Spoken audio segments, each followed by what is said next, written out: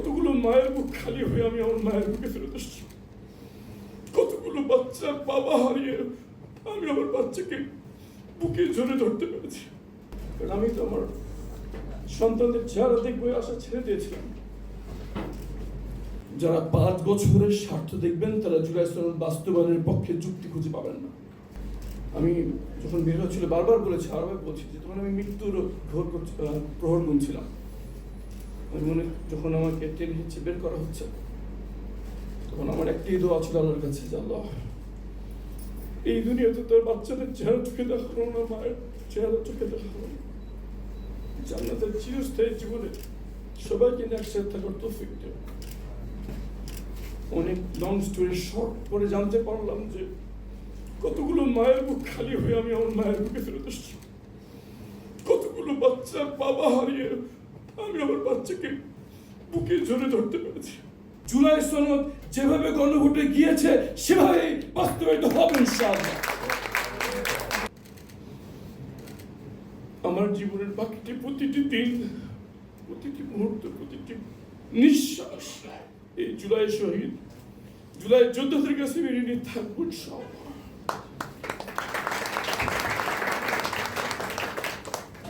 আমাদের কণ্ঠস্বর আল্লাহ সুবহানাহু ওয়া তাআলা যদি বন্ধ করে না দেন, কোনদিন জুলাইয়ের পক্ষে আওয়াজ তুলতে তোলা থেকে বন্ধ হবে না ইনশাআল্লাহ।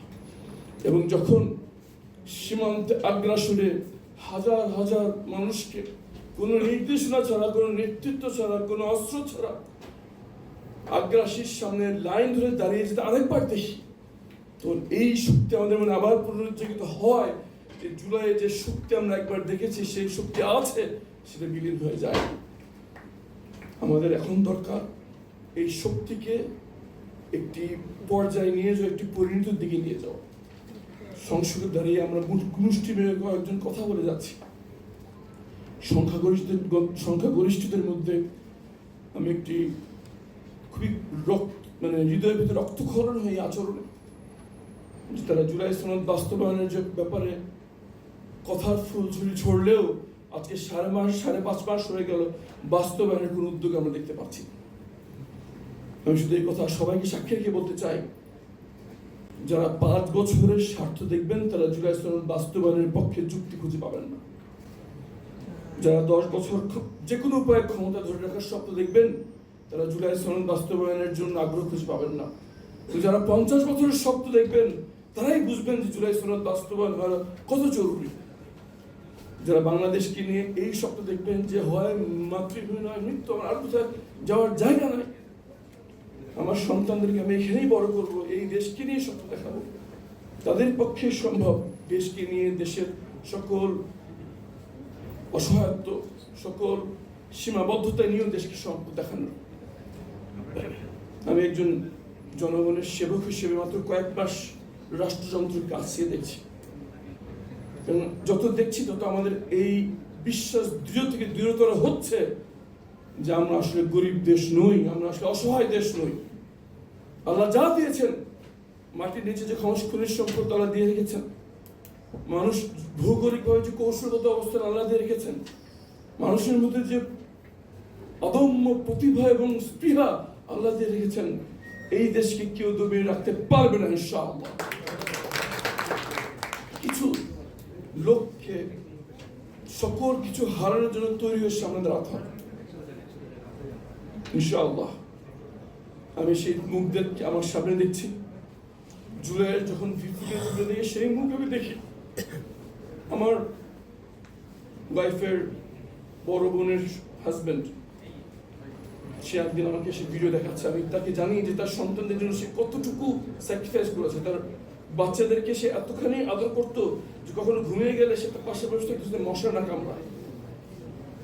সেই আমার দুলাভাই সোহেল ভাই, উনি আমাকে ভিডিও দেখাচ্ছেন খুব 19-20 তারিখে সেই বাচ্চাদেরকে, যাদেরকে কোনদিন নিজ হাতে কাপড় ধুইতে দেন নাই, কোনদিন নিজ হাতে বিছনা গোছাতে দেন নাই, সে কলেজের টুকরো বাচ্চাদেরকে উনি বের করে দিচ্ছে। আল্লাহ বাবা তুমি বের হয়ে যাও, আল্লাহ আমার তো আল্লাহর রহমত তোমাদের সাথে আছে। সেই বাবার এখনো আছে ইনশাআল্লাহ।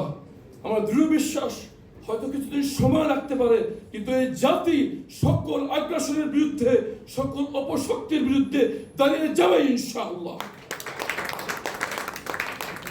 আমার শহীদ পিতা জর্জ তার শাহাদাতের সময় ঘনিয়ে এসছে। উনি একটি মজা করে একটি কথা বলেছেন, কিন্তু আমি দৃঢ় বিশ্বাস করি যেটা বাংলাদেশের জন্য সত্য। উনি বলেছিলেন যে হতাশ হয়ে না, বাংলাদেশের ফাইল আল্লাহ নিজে দেখেন। দুশ্মনী করে বলেছেন, যতবার আমরা হতাশার দ্বারপ্রান্তে চলে গিয়েছে, যতবার মনে হয়েছে যে না এই দেশকে দিয়ে কিছু হবে না, কিছু না কিছু লোকের আবির্ভাব হয়েছে, কিছু না কিছু ঘটেছে যা সকল লজ অফ গ্র্যাভিটিকে ডিফাই করে বাংলাদেশকে একটি সার্বভৌমত্ব শক্তিশালী দেশ হিসেবে টিকিয়ে রেখেছে, রাখছে এবং রাখবে ইনশাআল্লাহ। আমরা এখন একটি ছোট্ট ডিপ্রেশনের মধ্যে দিয়ে যাচ্ছি। জুলাই পরবর্তী সরকার যেভাবে জুলাইকে ওন করে একের পর এক ইনস্টিটিউশন গড়ে 50 বছরের জাতি গঠনের দিকে আগানোর কথা ছিল, তাদেরকে আমরা খুব মায়োপিক একটা বিষয় নিয়ে আঘাত দিচ্ছি। 5 থেকে 10 বছরের বেশি সভ্যতার মধ্যে নেই, কিন্তু ইনশাআল্লাহ আমরা যারা যৌবনকাল অন্ধকার কাটিয়েছি, আমাদের এই দেশ ছাড়া কিছুই পাওয়ার নাই। আমার মতো হাজারো জন আছে, লক্ষ জন আছে, এবং সেই জুলাচার ধরে এখনো আছে। আমি শুধু একটু বলতে চাই, আজকে হোক কয়েক বছর পরে হোক, প্রথমত ইনশাআল্লাহ জুলাই সনদ যেভাবে গণভোটে গিয়েছে সেভাবেই বাস্তবায়িত হবে ইনশাআল্লাহ। জুলাই মিউজিয়াম একসময় আমাদের পরবর্তী প্রজন্মের পাঠশালা হবে, যেখানে তারা ফ্যাসিবাদকে চিনতে পারবে। ফ্যাসিবাদ কোনো দলের নাম নয়, ফ্যাসিবাদ আচরণের নাম। যার ভিতরে এই ফ্যাসিবাদী আচরণ দেখা দেবে, এই প্রজন্ম এই জুলাই মিউজিয়ামের মাধ্যমে শিক্ষা নিয়ে তাদেরকে আইডেন্টিফাই করে বলবে ফ্যাসিবাদের লক্ষণ আমি দেখতে পাচ্ছি। আসার সময় আসছে আরেকবার রুখে দাঁড়াবার ইনশাআল্লাহ।